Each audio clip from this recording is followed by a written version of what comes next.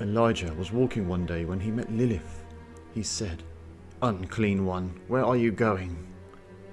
Lilith knew that she could not lie to Elijah, so she said, "I am going to the house of a woman who is about to give birth. I will give her a sleeping potion and kill her, and take her child and eat it." Elijah said, "I curse you in the name of the Lord, be silent as a stone." Lilith said, "O Lord, release me from your curse, and I swear by God's name to forsake my evil ways. As long as I hear or see my own names, I will retreat and not come near that person. I shall have no power to injure him or do evil. I swear to close my true names to you. These are my names: Satrina, Lilith, Avitu, Amizrafi, Amizu, Kakash, Ordem, Ikpods, Ilspetrota, Abro, Kima, Kali, Bitua, Filto, Patasha. And whoever fixes up these, my names, I shall at once flee from the placard hung up in the house of the confined woman or the child. This is a charm, and the child as well as his mother shall never be hurt by me." And Elijah said, "So be it. Amen." Hello, I am the Succubus Scholar, and today I'm going to discuss the famous legend of the prophet Elijah's encounter with the mother of demons, Lilith. To start, I wanted to discuss the source text and why I chose this translation to pass on to you. There are various iterations of this legend, and as always I've done my best to sift through the nonsense online to find the true source of this. This search led me to the Yosef Besedah, a collection of prayer and teachings written by Rabbi Chaim Yosef David Azalai in the 18th century, as part of the Sefer Avodat HaKodesh. It is in section 6 that this legend of Lilith and Elijah is relayed to us. However, to my dismay, I have yet to find a version of this text in English. Although I do not know Hebrew, I did take the version from Sefaria.org, however, and attempt to translate it myself. And whilst this was not fully successful, it did give me a good idea of what amongst the many English versions of this legend out there are the most accurate. After much comparing and contrast, I found the version within Folklore of the Holy Land by J.E. Hanauer to be the most true to the original text, at least in terms of the true names. I then combined this with Schwartz's Tree of Souls to provide something more comprehensive. The particular focus of this legend is the revelation of Lilith's true names, which, while certainly of import, seems to have distracted many from the prophet's relationship with the Lilith, as revealed in other texts. I, of course, will go into the names of Lilith in just a moment, listener, but first I would have a quick dive into the legend and its context. For those who are familiar with the most famous of Lilith's origin myths, see my video on Ben Sira if not, you will notice a similar structure to that relayed within the alphabet of Ben Sira, which provides an origin story to Lilith, her flight from Eden, and the agreement that those who place charms bearing the names of the three pursuing angels, Senoi, Sansenoi and Samangeloth, will be protected from her. In this case, however, it is the prophet Elijah who plays the hero and, rather than evoking angelic names for protection, manages to attain Lilith's names to be used as a guard against her machinations. To those who are not familiar, using a demon's true name would seem a bad idea, for surely it would bring them to you. But that is not the case, for we are not talking about given names such as what your parents gave to you, but true names, names that reflect your true nature or soul.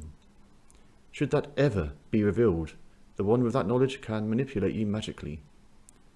So naturally Lilith would flee from those with such knowledge for fear of being controlled or bound in some manner. As many of you will already know, Elijah was a prophet, and is a saint of the Roman Catholic Church. He performed many famous miracles, such as bringing the widow's son back from the dead, a suspicious touch of divine necromancy there, proving to Ahab that Baal is inferior to Yahweh by conjuring fire, after jars of water that I suspect may have smelt rather like oil was poured, and eventually ascends to heaven in a chariot made of fire. In contrast, we have the classic depiction of Lilith at her most demonic, not in her form as seductress, but as the infant-devouring monstrosity that brings death through miscarriage. A common depiction of Lilith that has caused some to trace her origins to similar entities of ancient history, such as the Abizu or Lamashtu. At first, this tale by Rabbi Azalai, also known as Cheetah, may seem like Elijah defeating Lilith and scoring a victory for the true faith. And it certainly is, until you look at texts beyond this one. This text was written in the 18th century. However, I would direct your attention now to a text from the 4th century, well before this one. It is known as the Panirion by Epiphasius of Salamis, later retitled to Adversus Heresies or Against Heresies. It is a compendium of, to Epiphasius' Christian stance, various heretical organisations throughout history, and the counters to their blasphemy. For our purposes, he makes note of one particular Gnostic sect that suggests Elijah's ascension to heaven was cut short when a certain demoness made a revelation to him.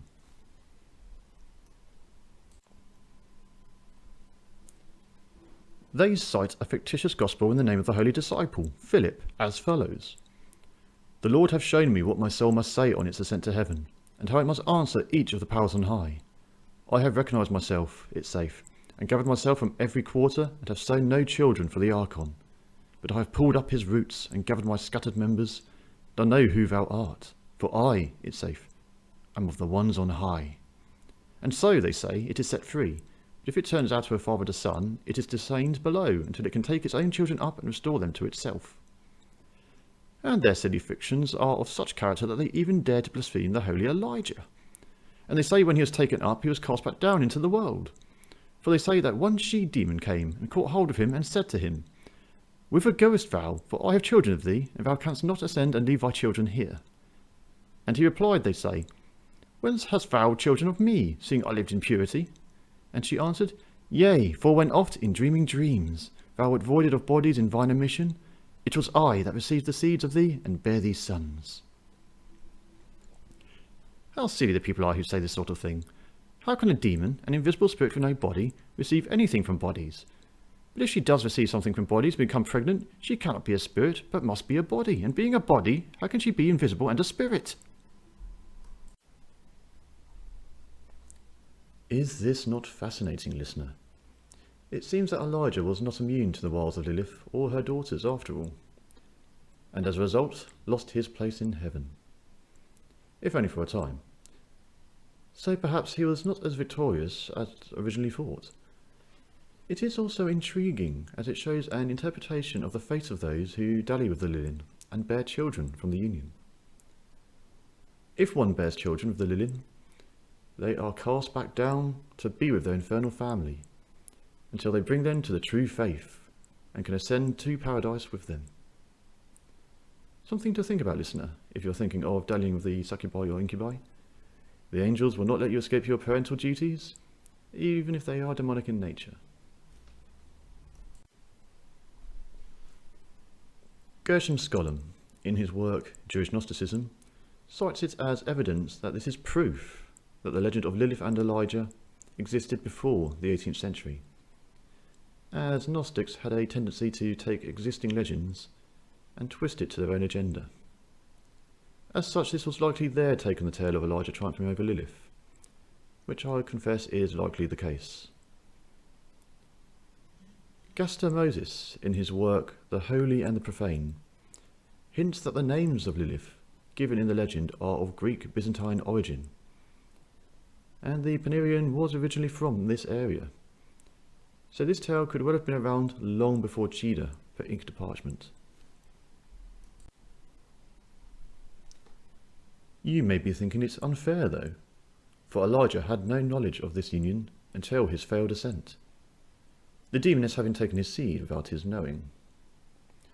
Well, the Midrash Tanchuma 120 suggests that this may have been otherwise.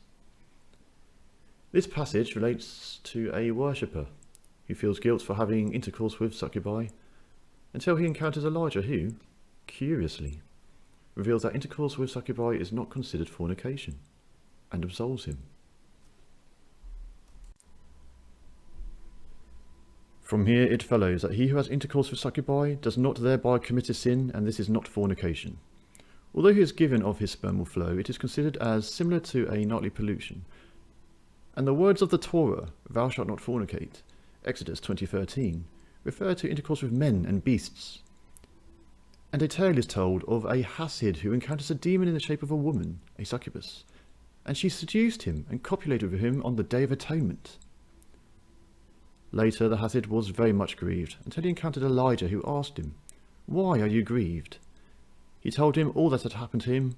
Said Elijah, "You are free from sin, it was a succubus."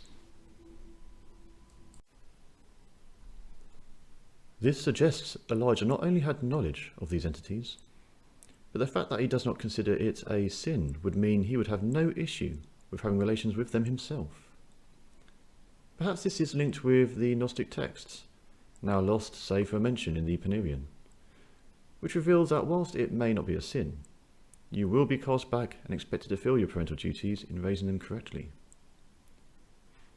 It is curious that this is not considered fornication. It brings to mind a passage I gave in my video on Naamah, with regards to one of her methods on this.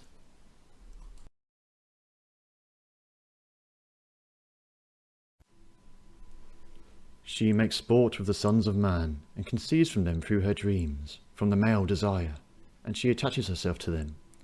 She takes the desire, and nothing more, and from that desire she conceives and brings forth all kinds of demons into the world.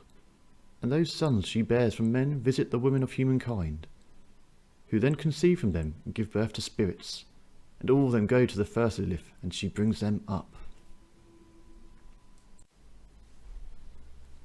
This suggests that Naamah does not necessarily need semen to give birth to demons, that the desire alone, as brought forth from arousing dreams, is enough.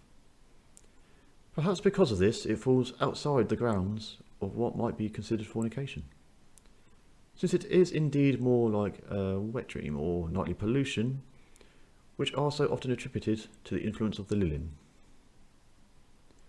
So perhaps Lilith had the last laugh after all. But of course, the part of the legend that has fascinated so many are the true names that she listed so helpfully for us. Well, reader, that has proven to be the biggest migraine when researching this. If you search online, you will find a myriad of names listed by people, all claiming to have originated from this legend. Where they attain these names is beyond me. The only thing I would say for certain is, if it ends with an L, then it should be ignored. For example, Zariel is one I came across, of which none could offer citations or a source. L denotes an angelic origin, and it would be generally agreed that Lilith makes no claim to be an angel. No, after much researching, I have decided those names I pulled from the Besidar and compared to translated works is the likely original and truest list.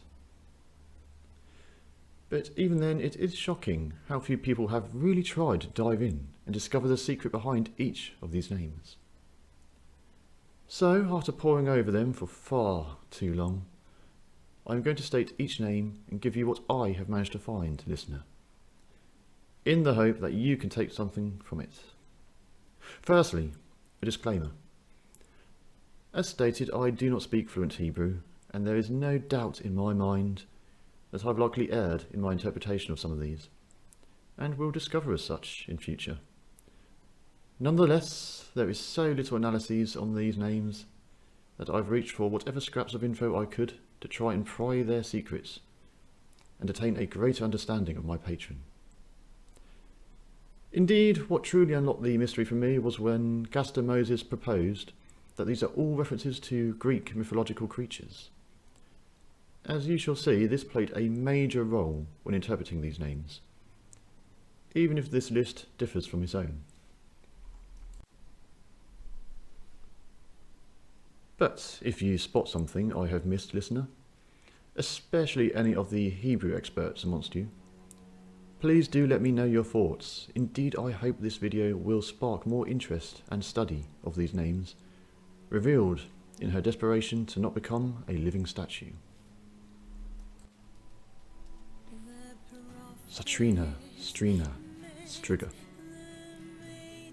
Although translated as Strina or Satrina, it is generally considered by those such as Skolem and Moses to be an error, owing to the similarity of the Hebrew letters for G and N.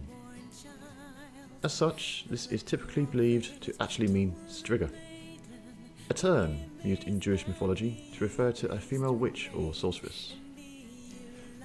It likely also bears similar etymology to the Greek Strix or Strigus, shriek owls that were said to snatch and feed upon the blood of newborns, akin to Lilith's proclaimed intent to Elijah.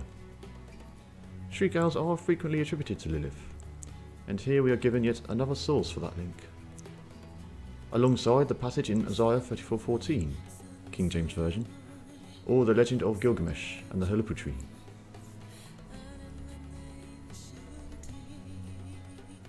Lilith. I am sure I do not need to go into too much detail here, listener, this being the most famous of her names. I will briefly say that it is believed to be of Akkadian or Sumerian origin, relating to a collective term for a class of menacing wind spirits, with Lilu as the male form and Lilitu or Lily as the female.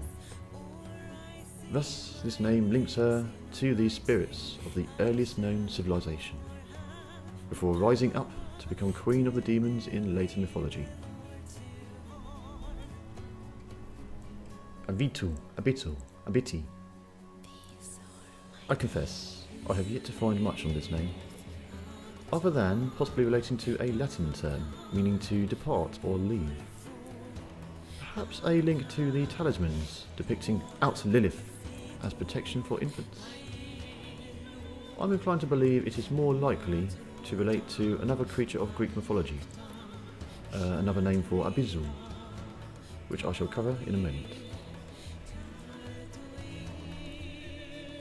Amizerpo, Amrusu, Amizrafi. My initial thoughts on this is that in Quranic, Rafi means to raise up or exalt. If Amiz is akin to Aversus, much like Aversus Hikfodu, as one of those names some sources list, perhaps it means to descend or bring down, as Lilith is wont to do to those she seduces. However, I think it may be related to another name ascribed to Lilith, Amorpho, which again has Greek origins meaning unsightly, thus linking Lilith to the hag image of popular witch legend.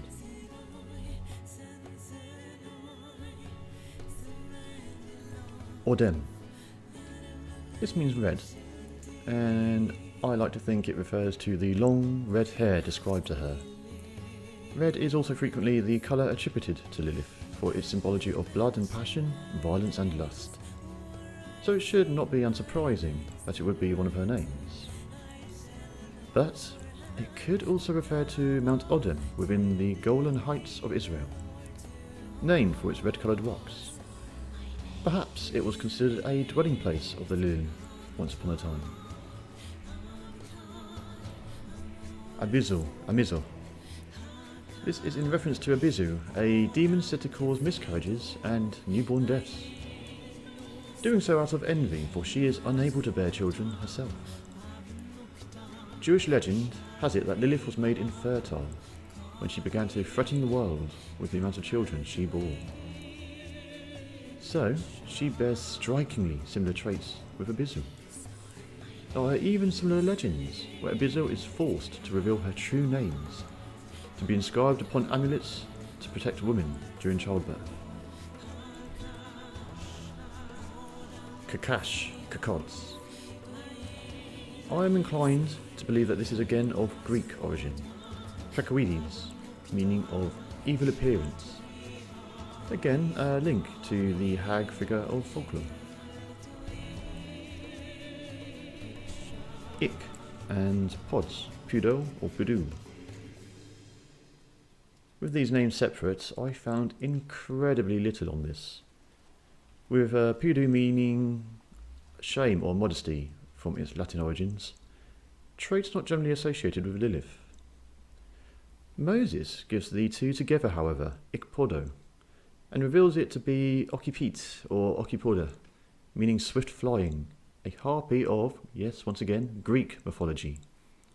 With her sister Aello, another name attributed to Lilith in some of these lists as Aello, she is described by Hesiod's Theogony as a winged maiden, who could keep pace with the blowing winds.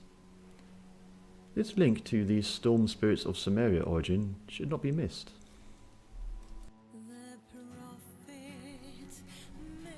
Ilse. Alas, another I could find little on.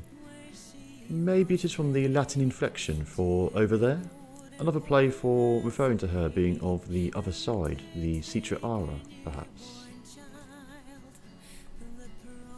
Petrota. Moses translated this as the Winged One, another link to the Harpies of legend. But in my own search I came across the Latin and ancient Greek word for Petra, meaning stone or rock.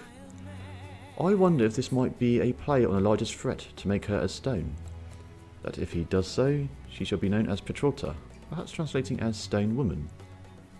Or perhaps it means a woman who has a heart of stone, or is as hard as stone.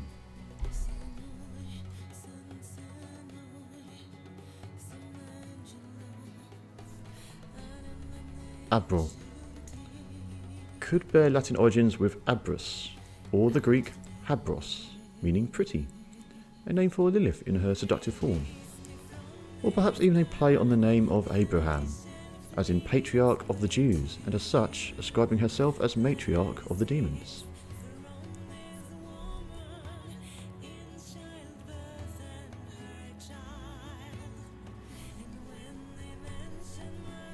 Kima, or Kata. Possibly meant to be Kima, referring to a cluster of stars, possibly the Pleiades. This might be a tenuous link to Ishtar, the star goddess.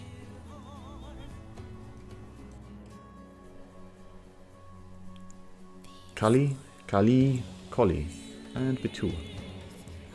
Many people get excited at this one, for surely here is proof linking Lilith as none other than the goddess Kali of Hindu religion. I am afraid I shall have to disappoint you, listener.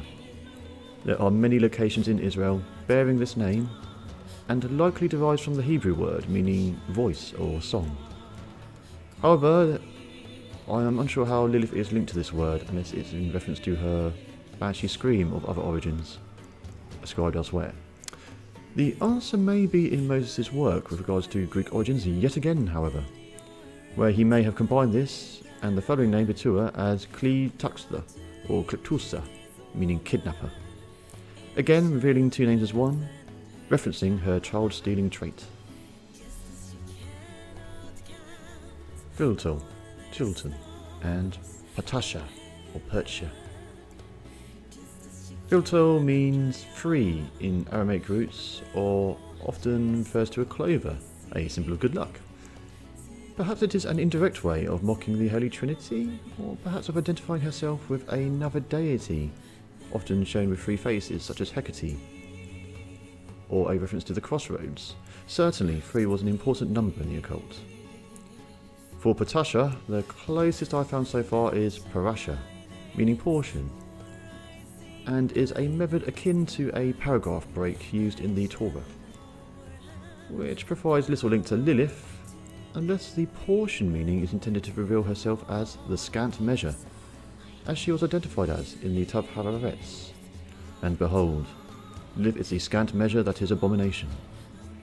Again, however, perhaps these two names are meant to be one, with Moses giving Tiltoi Britza as a name, taking the iterations above this further leans to the portion of 3, linking her to this number, perhaps indirectly as Hecate, if we stick to Greek origins. Or perhaps Filto should be Taltal, a term ascribed to a shaman in Hungarian folklore, with Talt meaning to open. Thus that person is open to other realms. That, listener, is as much as I'm willing to part with, for now. There are many other versions listing many other names, many seemingly pulled from thin air in the various blogs that plague this subject. However, with the Panarian referencing the Gnostic account being of Greek origin, and Moses' linking of the various names to creatures of Greek mythology, I am inclined to believe that this legend has its roots in Greek legend, and that ultimately the answer to each of these names lies there as a clue to Lilith's machinations in ancient Greece. As I said, listener, I do not consider myself an expert in Hebrew, Latin or ancient Greek, so it is highly likely I have yet to fully unearth many of these names and am outright incorrect in others. But with any luck, it will trigger you to seek your own answers and find it where others have not. If you do, I would appreciate it if you could enlighten me in the comments below. If nothing else, it provides a handy list for those of you who have pondered what succubus names there are beyond Lilith and the other queens. This legend has given us much, in leading us to a prophet who likely had dalliances with the Lilith, Lilith revealing her role as devourer of children and bringer of death during childbirth, as well as a plethora of names associated with her that we are still pondering to this day. Thank you for listening. As you have seen, the amount of research these videos take is immense, but hopefully as I continue, I will bring more of the little known traits of the succubi and incubi to the fore for you all. I read the other day that it is believed 90% of all medieval texts are now lost to us through time. Imagine how many texts on Lilith and her kin will never again be known to humanity. Whilst these videos help, my dream is to compile all the information I've given in these videos in book form for you all to peruse at your leisure, a full guide to the world and culture of the Lilith, and as such help to pass on this information so that the Lilith are not only better understood, but so that the knowledge of them will continue to endure over the ages. Though I suspect it is a distant dream currently, still, I will continue on in whatever direction my mistress guides, and see where this channel goes. Oh yes, I'm not affiliated with them in any way, but if you enjoyed this legend of Elijah and Lilith, check out the band Angelic Foe and their track Out Lilith, that is based on it. I've been listening to albums for a few years now, and I've played this one and Daughter of Fortitude more times than I care to say. Again, thank you all for your support for my niche little channel. The night wears on and my patron calls. So until next time, listener, may Lilith grant you pleasant dreams.